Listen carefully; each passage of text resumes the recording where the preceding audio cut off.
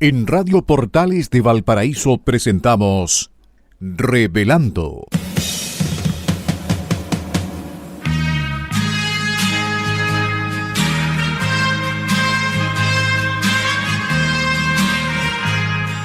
Un programa donde se abordan temas de actualidad, contingencia y la agenda cultural de la zona. Entrevistas del ámbito nacional e internacional. Revelando es presentado y auspiciado por Asofar AG, Asociación de Oficiales de la Armada de Chile en Retiro, Asociación Gremial.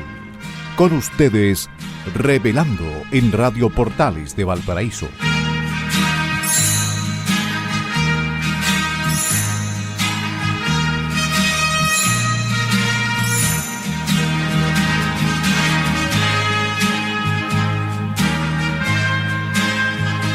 Muy buenas tardes, señores auditores de Radio Portales, la primera de Chile.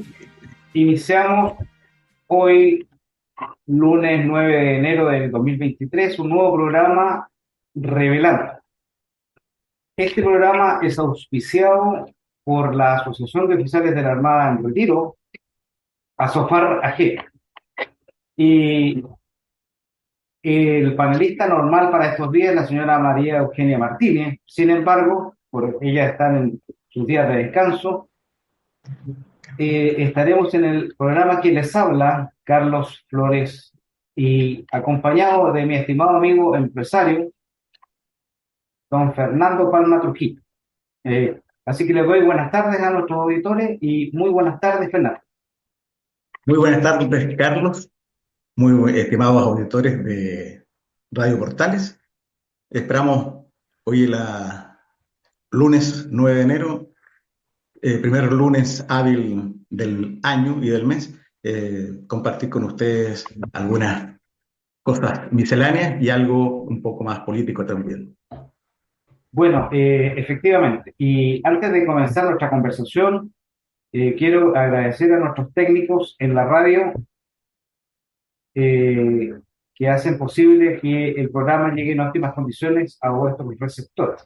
Me refiero a don Luis Salinas, don Claudio Alvarado y don Mario Salazar, a quienes doy los agradecimientos, extendiéndolo, por supuesto, a todo el personal de Radio Portales, la primera de Chile.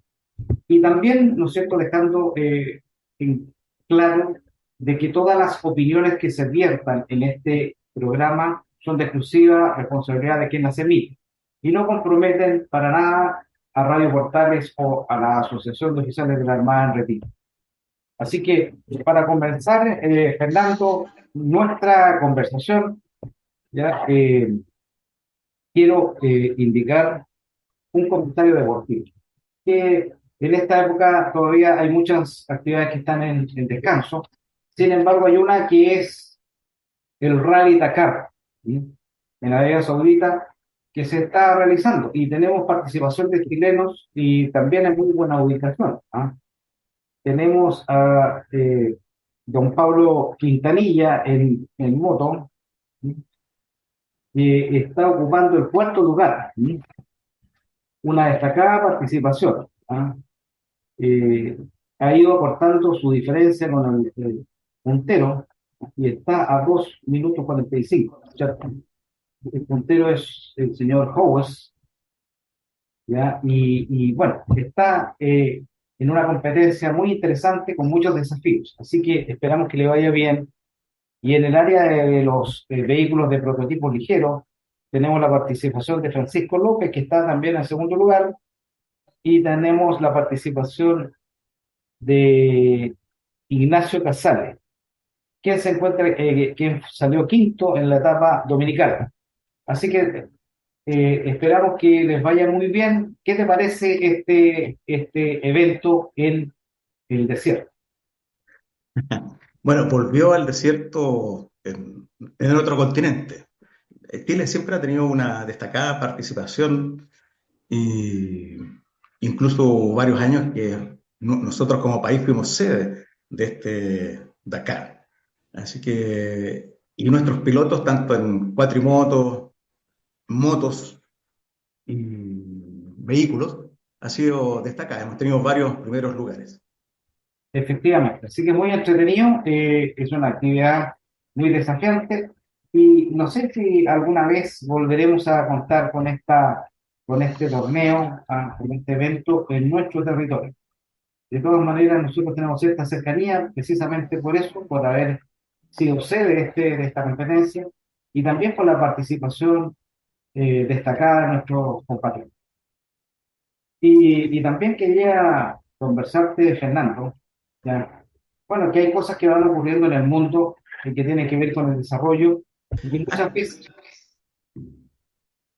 Antes de que cambiemos el tema ah, de deporte, antes de que cambies el tema de deporte, también hay que destacar que ayer se corrió la triatlón de Pucón y Bárbara Riveros por sexta vez fue el primer lugar. Así que yo creo que hay una muy buena noticia deportiva también de que una chilena por sexta vez haya ocupado el primer lugar. bueno, de todas Disculpa. maneras, efectivamente es una excelente noticia, una destacada deportista nacional, que tiene una gran trayectoria y que, bueno, continúa, ¿no es cierto?, celebrando sus éxitos y que obviamente es importante destacar de que obtener un premio como este implica, ¿no es cierto?, todo un trabajo tremendo de mucho tiempo, de entrenamiento, de perseverancia, de entrega, de sacrificio. Así que felicitaciones a Bárbara Rivera. Así que muy buena tu aportación, Fernando. Y yo también, ¿no es cierto?, como nos había iniciado nuestra conversación, hay cosas que están ocurriendo en el mundo y que de repente uno no, como bien no se da cuenta o tal vez no le presta mucha atención. Pero de acuerdo a antecedentes de la ONU, ¿ya? Se proyecta que en el mes de abril, mire, y alrededor del 14 de abril, la población de la India va a superar a la población de Chile. Eh, bueno, lo que es una noticia, porque todos hemos conocido por años, ¿no es cierto?, la gran cantidad de habitantes que tiene China y pensábamos que iban a ser insuperables hasta alcanzar a Chile. Sin embargo, la India, en un territorio más pequeño, por supuesto, que el de China, eh, se estima que alrededor del 15 de abril va a tener 1.425 millones de habitantes.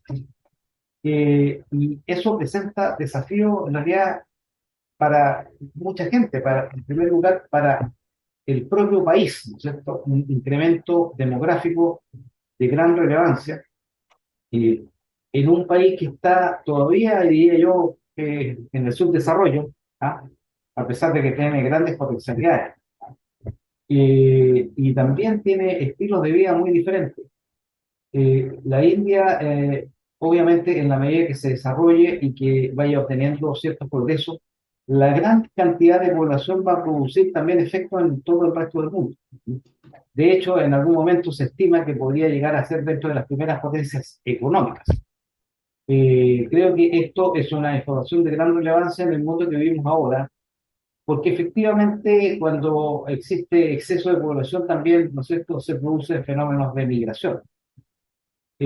Así que estamos llegando, ¿no es cierto?, en el año 2023 a ese punto donde los dos países con mayor población en el mundo son países limítrofes, ¿no es cierto? Limítrofes ahí en el sector de las montañas del Everest, por ahí, tienen algunas fronteras en común. ¿Qué te parece, Fernando? Bueno, la población del mundo aproximadamente, no está en el último censo, pero somos alrededor de 8.000 millones de habitantes. Por lo tanto, la unión de China e India serían aproximadamente el 35% de la población del mundo.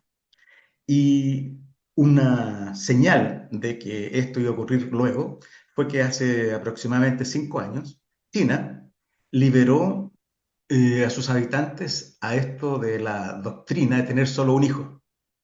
Liberó que podían tener dos. Y esa decisión no fue por ningún otro motivo que solamente para evitar lo que tú estás comentando, evitar que India fuera el primer país en población, porque los problemas geopolíticos que tienen ambos países son de larga data, importantes, Y yo diría que nosotros estamos hoy día con el conflicto ruso-ucraniano, pero China e India han tenido en tres lugares fronterizos enfrentamientos en los últimos, solamente en este siglo, sin considerar el siglo pasado. O sea, los problemas limítrofes, armados incluso, están vigentes y es un problema que puede venirse cercano. Yo creo que hay que estar atento a lo que ocurre ahí, además de la parte económica nuestra, de que nuestros envíos de agrícolas son importantes. Eh, Estos días, que el 22 de enero se celebra el Año Nuevo Chino, solamente este año, es decir, en estos 8 días, el embarque de cerezas chilenas en puertos chinos son aproximadamente 600 contenedores al día. Imagínate la cantidad de cerezas que es solamente por la celebración del Año Nuevo chino. Entonces, hablando en algo más permanente, si China hoy día es uno de los principales destinos de nuestras exportaciones, yo creo que prontamente India también lo será.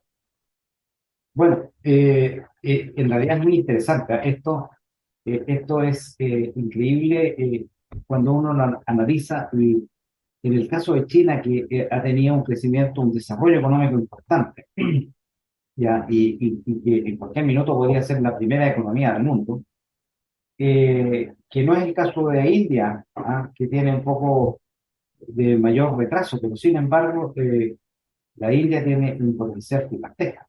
Y la verdad es que cualquier fluctuación en la economía china repercute en el mundo y repercute en nuestras exportaciones, o sea, afecta a todos los países, ¿no es cierto?, en el comercio internacional. Nosotros tenemos muy buenas relaciones, hemos tenido durante mucho tiempo, históricamente buenas relaciones con Chile. Y últimamente ha mejorado esta relación también en el ámbito económico. Y me parece, digamos, que porque Chile se ratifique el tratado, ¿no es cierto?, el TPP-11, también va a cooperar porque China está interesada también en todo el Asia-Pacífico, ¿ya? Así que es un importante socio comercial.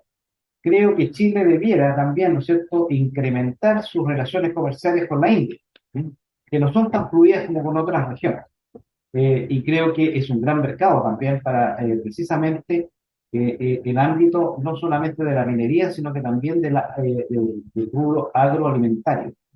Así que creo que es importante y conversar esto que se va a ocurrir unos meses más, ¿no es cierto?, en estos dos países fronterizos que van a tener la mayor cantidad de población del mundo.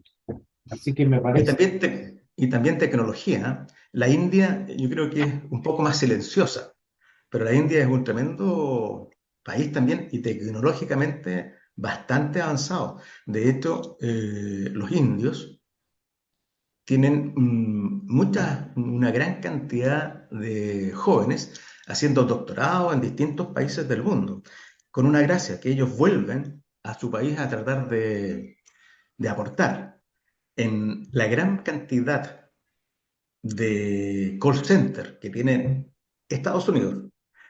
Así como nosotros decimos que el call center nos llama un colombiano o un venezolano, bueno, los call centers norteamericanos, incluso de pizza rápida, es decir, de pedidos de pizza que llegan en 20 minutos, el call center está en la India, es decir, son indios que están respondiendo y haciendo, tomando nota de los pedidos para que se cumplan. Y además, con una segunda gracia, se han especializado en acentos, es decir, pues si tú llamas de Texas, el que te responde es un indio que te responde en inglés con acento tejano, para hacerte ver de que estás hablando con alguien más cercano. La gran mayoría de médicos a los cuales acuden por telemedicina desde Estados Unidos son indios, por la diferencia horaria. Entonces, muchos hospitales y clínicas tienen médicos indios que están viendo las imágenes de pacientes norteamericanos y están dando su opinión a médicos norteamericanos. Yo creo que la India es una tremenda máquina que está despegando, va lento, seguro, pero en algún momento va a tomar velocidad. Yo creo que no hemos dentro de los que me incluyo, obviamente, no hemos estudiado suficientemente a India, pero yo creo que India está muy cercano a ser también en el concierto mundial un país desarrollado y muy tecnológico. Bueno, de hecho, no es sorpresa porque una de las grandes potencialidades que tiene la India es que es un gran productor de software en el mundo. ¿Ah? Exacto. Eh, Tiene una cantidad de personas de alta calificación y que son los creadores de software. Uno de repente no tiene conciencia cuando le aparece algo nuevo tecnológico de quién lo creó. ¿Ah? Y mucha de ese software que existe en el mundo y que lo utiliza de forma muy importante Estados Unidos, proviene de la India. Y otra industria que también llama la atención en la India es la industria cinematográfica. Ellos tienen un lugar que lo llaman, tal vez como una especie de parodia, pero que le llaman Bollywood. ¿Ah? Y la cantidad de millones de dólares, ¿ya?, que se mueve en la industria televisiva, cinematográfica de la India es gigantesca. Nosotros tal vez no la conocemos, pero la verdad es que tiene una repercusión muy importante en gran parte del Asia e incluso ha llegado a Europa. Y también quería destacar, ¿ah?, eh, el inmenso desarrollo que tiene la industria militar de la India. ¿Sí? Tiene unas fuerzas armadas realmente poderosas. ¿Ah? Y Sí. está permanentemente en alerta porque ellos tienen algunos conflictos con China, que es una gran potencia, pero también su principal conflicto lo tiene con Pakistán. ¿Sí? Sí. ¿Ya? Y porque, bueno, tienen una lucha de mucho tiempo ahí por ciertos territorios, porque, bueno, la India tiene una religión, o tiene varias religiones, pero todas son de corte hindú. ¿Ya? En cambio, Pakistán son musulmanes, y ahí existe un conflicto importante, sobre todo en áreas como la zona de Cachemira, ¿ya? ¿Ya? Sí. Que se han disputado fuertemente, y obviamente siempre es un sector eh, bastante preocupante, de que se pueda producir un conflicto. Así que siempre son fuerzas armadas muy entrenadas las de la India y que obviamente están permanentemente y tienen bastante presencia en el mar, en el Océano Índico. ¿Sí? Así que es importante y invito a nuestros auditores tal vez a leer sobre la India porque es un país inmenso, en realidad, en muchas características, población, economía, a pesar de que tiene mucha gente en la pobreza, tal vez ese sea el problema que lo mantiene todavía, ¿no es cierto?, sin saltar hacia los primeros lugares.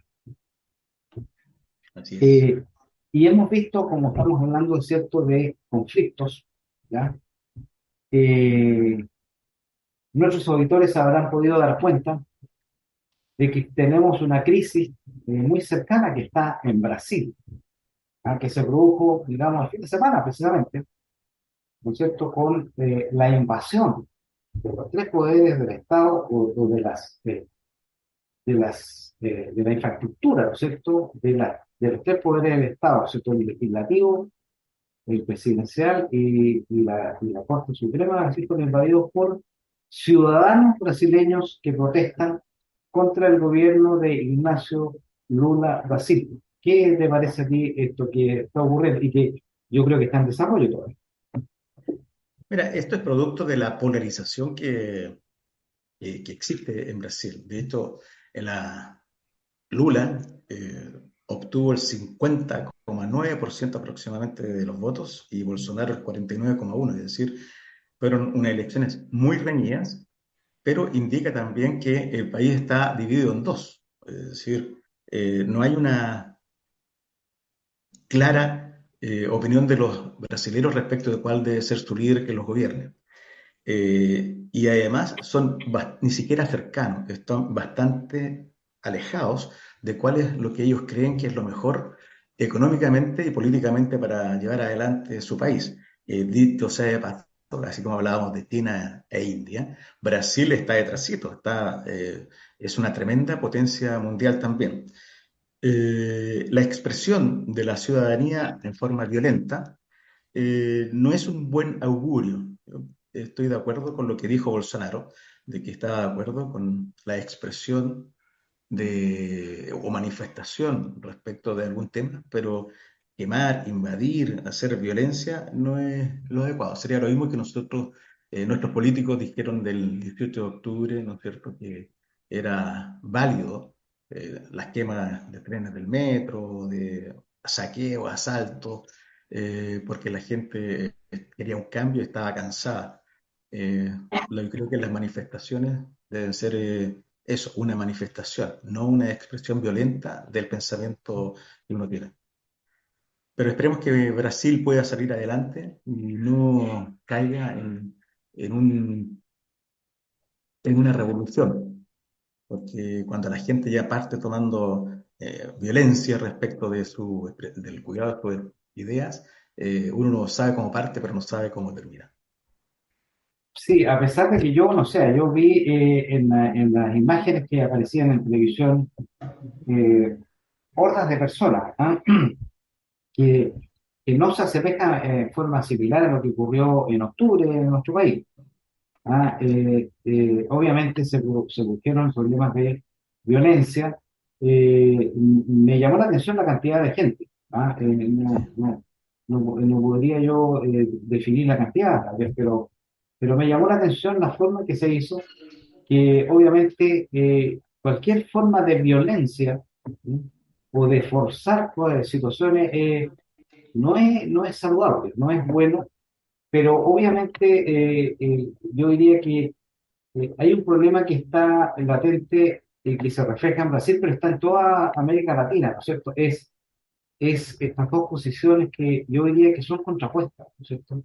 Un libre mercado, un sistema libertario y otro, un sistema estatal, un sistema eh, con una presencia importante del Estado. Entonces, son intereses que van chocando, digamos, en el tiempo y que cuesta encontrar un término medio donde se respeta la libertad de las personas, donde el Estado sea eficiente. Hay muchas cosas que están ahí.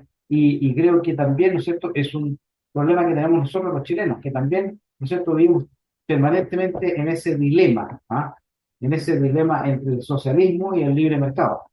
Entonces, en Brasil, esto se ha manifestado en forma muy clara, ¿ya? Bolsonaro, que fue el presidente del último registro, del último periodo, tuvo gran popularidad, ¿ya? Sus números no son malos, ¿ah?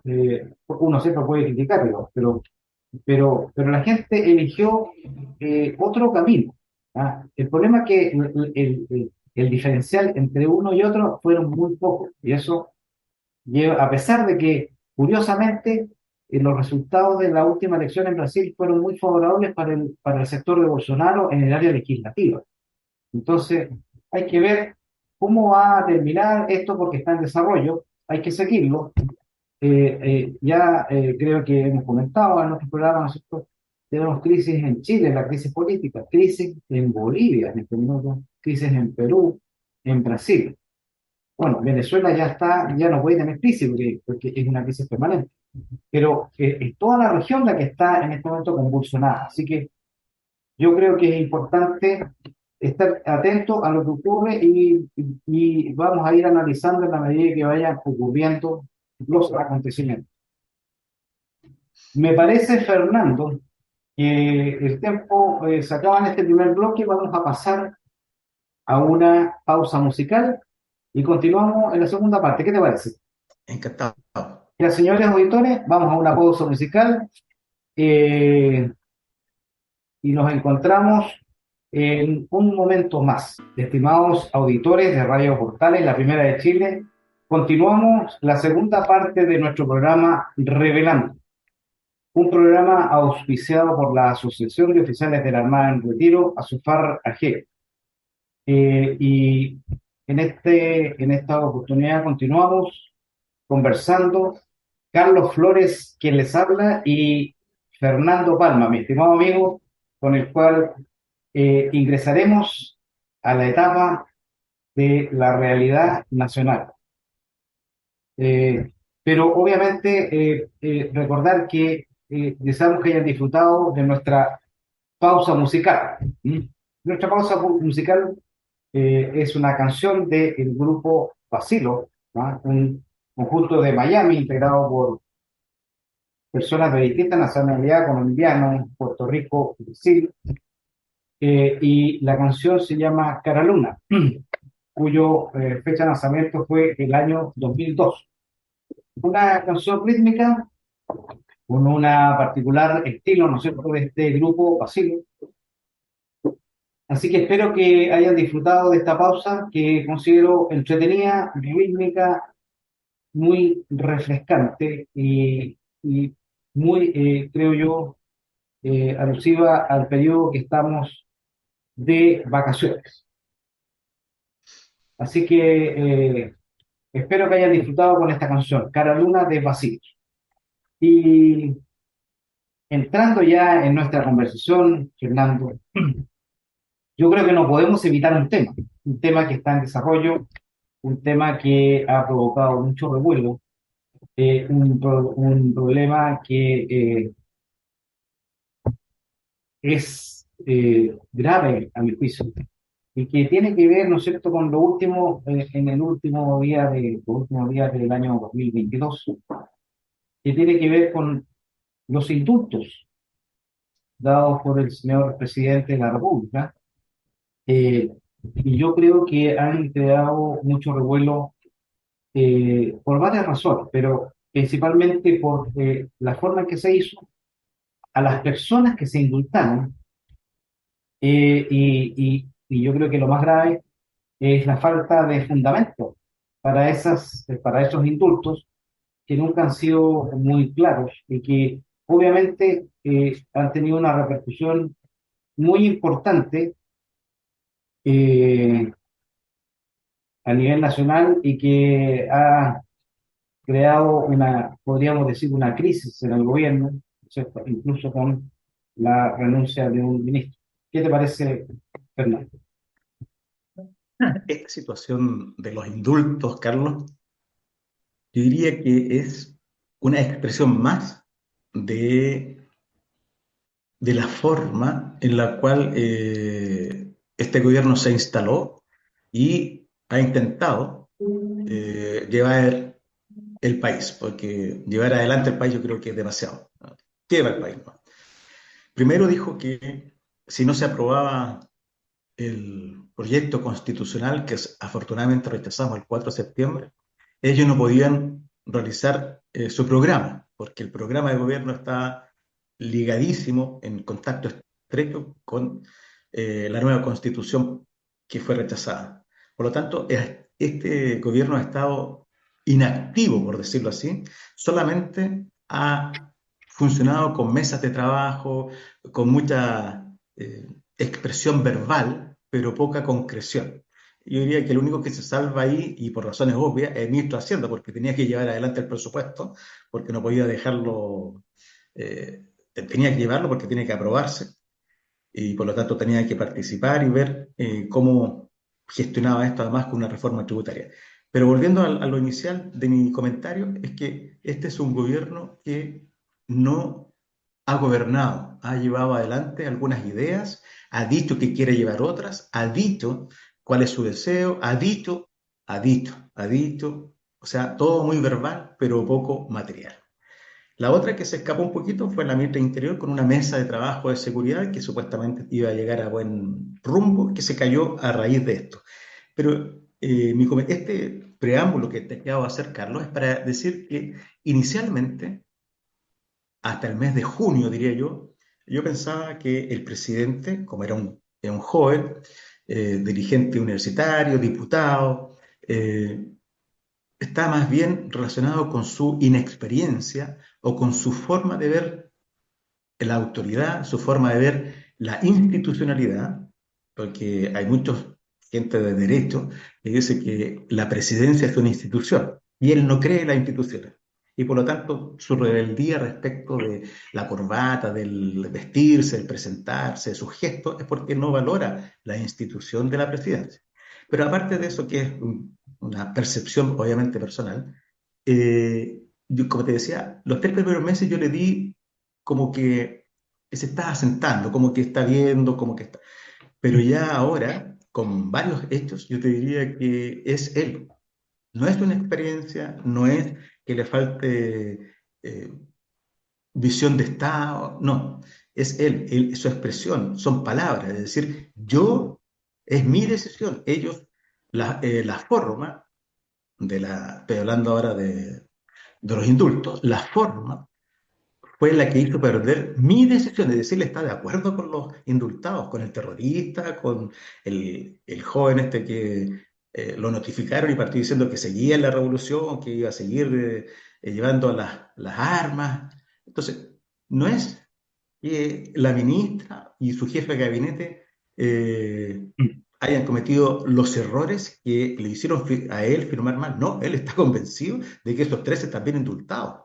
Y él le pide, acepta la renuncia de la ministra porque en el fondo estas cosas sucedáneas echaron a perder su decisión. Cuando él dice, no, tengo la convicción que son inocentes. Entonces estamos ante una persona que se cree muy superior al resto, que yo diría que es un pequeño dictador en su interior, porque el dictador es aquel que dice que se haga algo y el resto tiene que obedecer sin ninguna duda. Entonces, este personaje, nuestro presidente, me parece que cometió varios errores. El principal, yo creo, es que él está convencido que los indultados están bien indultados. Es el principal error. Bueno, es una situación bastante curiosa. Es curiosa porque el país vive en una situación de crisis y, y la principal crisis tiene que ver con la seguridad. Y obviamente un presidente que es el conductor del país tiene que hacer todo, decir, hacer los gestos, mostrarse, contar, explicar cuál es su idea para superar el problema de seguridad. Y bueno, tal como tú decías, uno siempre tiene como ese deseo de decir, oye, mira, en realidad, ya, ahora yo creo que pueden dar rumbo, o ahora puede sentar cabeza, o ahora puede aplicar sentido común, y la verdad es que ese momento nunca llega. Y lo que es más sorprendente, ¿ya? Eh, a mí me llama mucho la atención cuando lo veo en los puntos de prensa, o lo veo en sus declaraciones. Vamos a ser unos perros para perseguir a los delincuentes. ¿Ah? No voy a aceptar que alguien, ¿no es cierto?, rompa o quiebre el Estado de Derecho. No voy a indultar a nadie que haya hecho crímenes de quemar, de atentar contra la vida. Y resulta que, bueno, todas esas declaraciones que son muy evidentes, porque uno lo escucha y en realidad dice, pucha, por fin vamos a hacer esto, y resulta que se queda solo en el dicho, no hay nada. Y lo más grave de todo es que nosotros pecamos como de ingenuos, porque yo creo que basta con mirar todas las intervenciones que hizo el presidente de la República cuando era diputado, y uno se puede dar cuenta cómo ha sido su historial. Si al final la gente se le tiene que juzgar por los hechos, no por los dichos. Entonces, aquí ocurre algo que es bastante complicado porque ¿a qué punto hemos llegado? Hemos llegado a un punto en que el presidente ha perdido credibilidad. Sí. Y eso es lo más grave, porque, porque yo creo que todos los ciudadanos, todas las personas, sabemos que es difícil gobernar, que se pueden tomar decisiones equivocadas, que las personas pueden cometer errores, incluso que pueden incluso decir barbaridades y uno dice, bueno, ya no importa, vamos a perdonar esto, pero eso tiene que ser, ¿no es cierto?, con un cambio de actitud en los hechos. ¿Ya? Cuando una persona se compromete a algo, una persona tiene que cumplirlo, como sea. Y en este caso, yo veo, Fernando, de que el presidente tiene una carga extremadamente pesada ideológica, en lo Demasiado. ideológico. O sea, él toma decisiones por su ideología. No veo yo que se produzca el análisis de una situación para adoptar una solución. No, él ya tiene preparada su solución porque su solución no es pragmática, es una solución ideológica. Entonces, la verdad es que estamos en un momento muy difícil, ya político, ¿ya? Y lamentablemente este problema difícil en lo político repercute en todos los ámbitos, en el ámbito económico, en el ámbito de la construcción, en el ámbito de la seguridad, en el ámbito de la confiabilidad. La verdad es que incluso llama la atención que los ministros tengan que llegar a socorrer al presidente por sus dichos, decir, no, mira, en realidad no es que así, no quiso, se le malinterpretó, bueno, como ocurre siempre. Entonces, la verdad es que cuando uno ve las personas que fueron indultadas y el historial que tienen esas personas, y no solamente eso, si uno analiza el por qué fueron condenadas, o sea, bajo qué hechos fueron condenados, el sentido común indica, no, en realidad no merecen un indulto, no merecen un indulto. Y nosotros estábamos acostumbrados, por lo menos la tradición histórica en general, ha sido que los indultos tengan mucho que ver con las acciones humanitarias, ¿ah? O por permutar una sanción extremadamente dura, como es, por ejemplo, la pena de muerte, cuando existía, que se le permutaba por cadena perpetua, se le salvaba la vida. Entonces, eso tenía un carácter humanitario. Pero en este caso, ¿no es cierto?, los indultos tienen que ver con un principio ideológico. Entonces yo creo que está bien la reacción de la ciudadanía y del mundo político, principalmente de la oposición, de denunciar esta situación. Yo creo que no tengo muy claro, digamos, cuál podría ser una solución para la salida de este problema, porque se quebró una cosa muy importante, que es la credibilidad de la autoridad. No sé qué te parece a ti.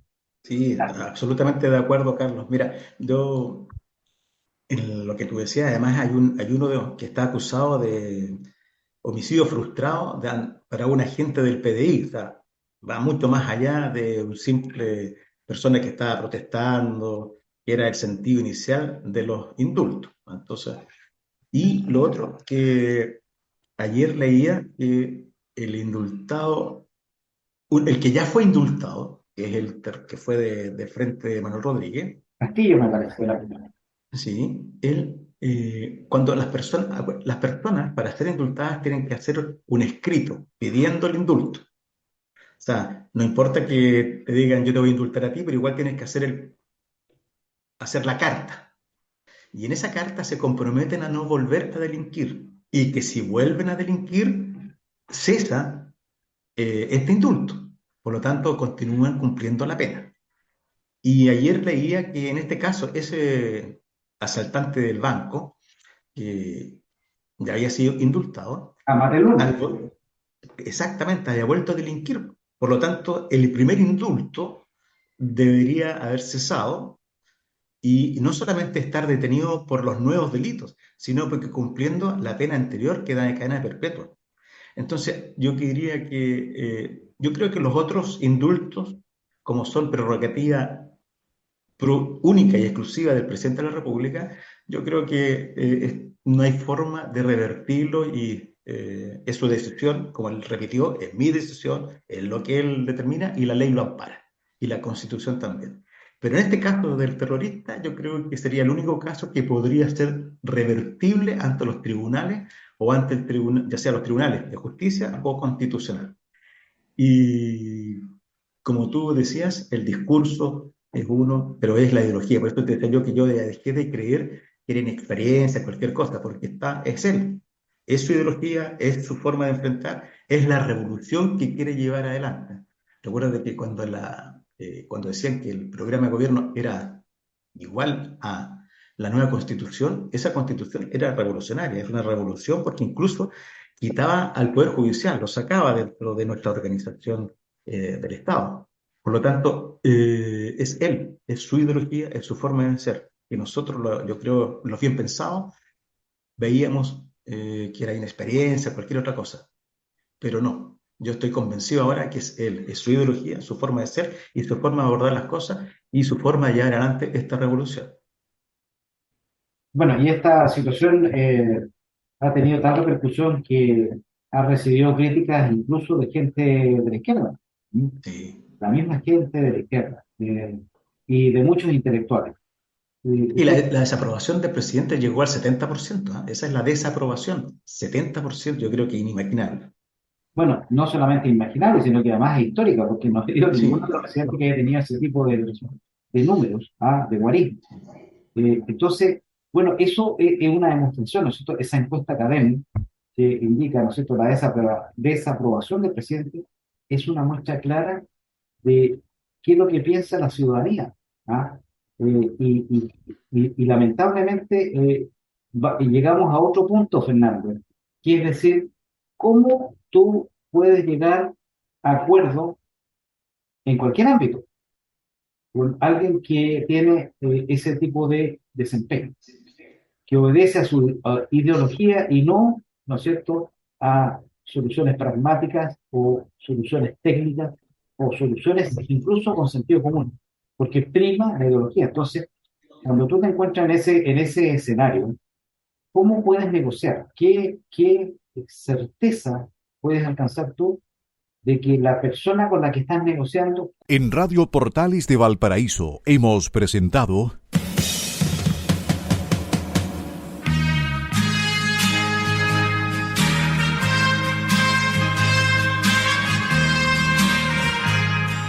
Revelando, un programa donde se abordan temas de actualidad, contingencia, entrevistas del ámbito nacional e internacional. Revelando es presentado y auspiciado por Asofar AG, Asociación de Oficiales de la Armada de Chile en Retiro, Asociación Gremial.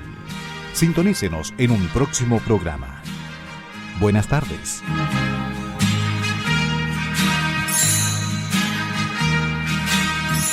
Las opiniones vertidas en este programa son de exclusiva responsabilidad de quienes las emiten y no representan necesariamente el pensamiento de Radio Portales de Valparaíso.